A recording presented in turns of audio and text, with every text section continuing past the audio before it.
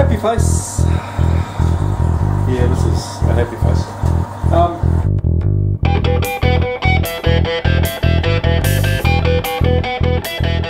The noise you can hear in the background is some pumps and water heating up and brewing.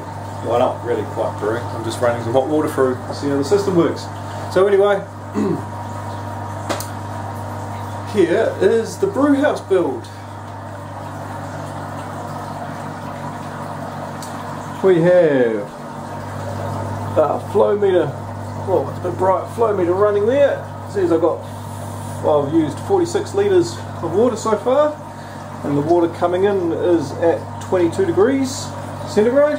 For those Americans. Ho ho! Here's the line that goes into the filter, and this pipe is actually going to be replaced by a bit of silicon tube. We've got more silicon tube coming. This goes into the HLT. And the HLT is a little element, actually it's a big element, and probe in there. At the back I've got these little connections for my elements, so that's these things. I haven't got the kettle still sitting lonely at the end, so I've got these. They're all being siliconed up and they're all waterproof on the outside. Screw-in connections over here. So here's the connections that come up out from underneath the bench. Another waterproof socket there. So here's this nice big screw-in 10 amp waterproof plug that screws into there, and then these attach to the elements, and they make a nice little cap over here. And of course they're on triclovers, so I can whip them out, whip them in, obviously not when they're full of water. So here's this little waterproof plug around the back here, sitting on that. It's been bracketed up. Ooh, it's nice and warm. It's currently running at the moment. Over here, it's currently 47.7 degrees and it's bringing it up to 68 degrees. So the element in there is heating up the water that's reticulating through. Now I just put silicon hoses on temporarily because I broke one of my polycarbonate connections, so I just need to re-tap it or re-machine it. I forgot to put thread tape on it, and I had a little tiny leak there, and I just took one notch too far and boop, off it snapped. So just for the purposes of testing, I've got some silicon tube, and actually silicon tube might come to the top of the polycarbonate pipe because it gives that little bit of play instead of this arrangement of 90-degree bend triclovers. And I've run out of seals. It's Easter, you see, so the seal shop where I was going to go get all my silicon seals for my triclovers, I thought they'd be open on Saturday morning because they normally are. Well, it being Easter, they weren't. So I couldn't hook up the couldn't hook up the kettle if I wanted to. Because I run out of seals. So cheers.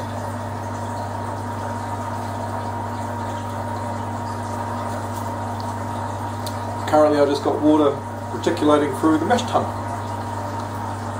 So I underlet from the HLT using the pump. No, I didn't. I didn't use the pump, underlet. I underlet from the HLT into the mash tun, and then I pumped from the HLT over to the top of the mash tun, and that was of course once the underletting pressure had equalised, and now I'm just reticulating the mash tun water.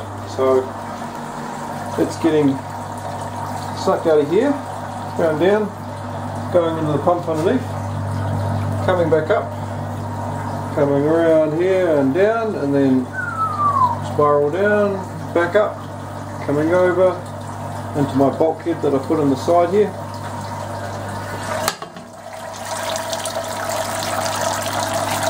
For my lock time, just happily disperse in the water.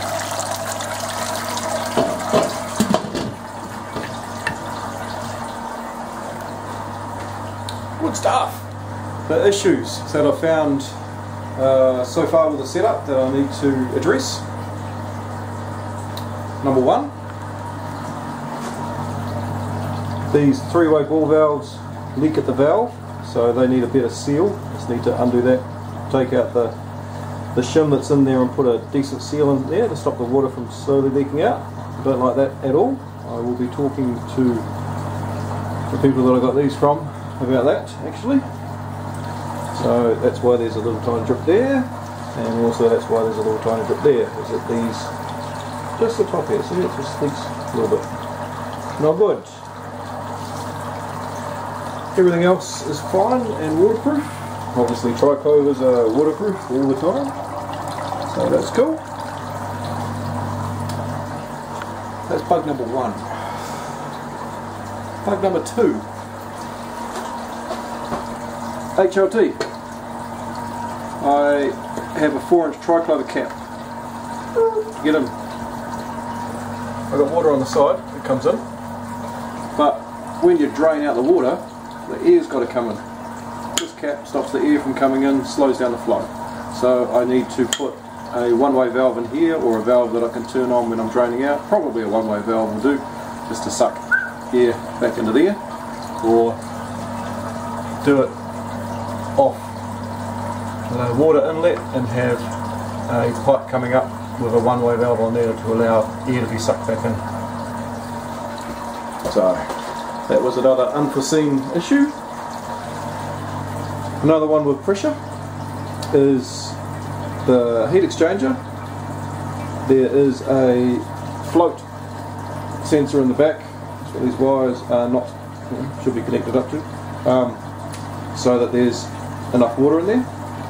Because it's not connected up, I don't know how much water I'm filling up, because I'm filling up from the top. I can't have the bottom open, blah blah blah. When I let off the pressure to release the air in there, as soon as it gets up the top, the water squirts out there. So I don't like that, because it's messy. So I need to get my sensor hooked up so I know when it's full and I can turn it off. And I was thinking I might get a solenoid valve and put a solenoid valve on there so that this continually feeds water into here whenever the sensor drops down. That way I can release the temperature by opening up the tap and draining some water out, and more water will automatically fill in the pipes. So that's another thing they'll look at. Next bug. Not bug, teething problems. Currently running 8 amps. Okay, so that's a 2000 watt element.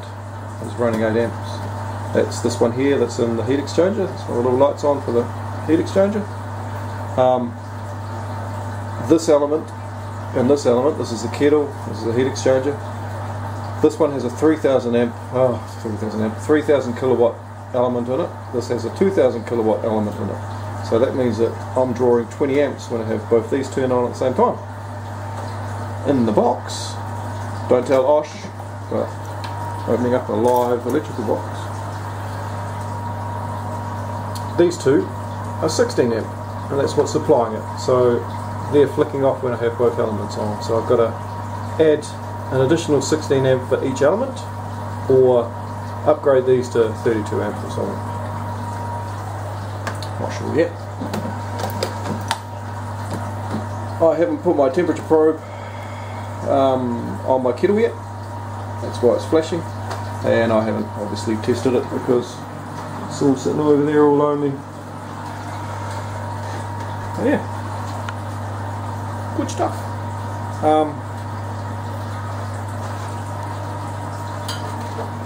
Great. Wrapped, happy, over the moon. It's absolutely wonderful to actually see something happening in the brew house now other than building, painting, plastering, sanding. So everything's working nicely. So cheers. Have yourself another one.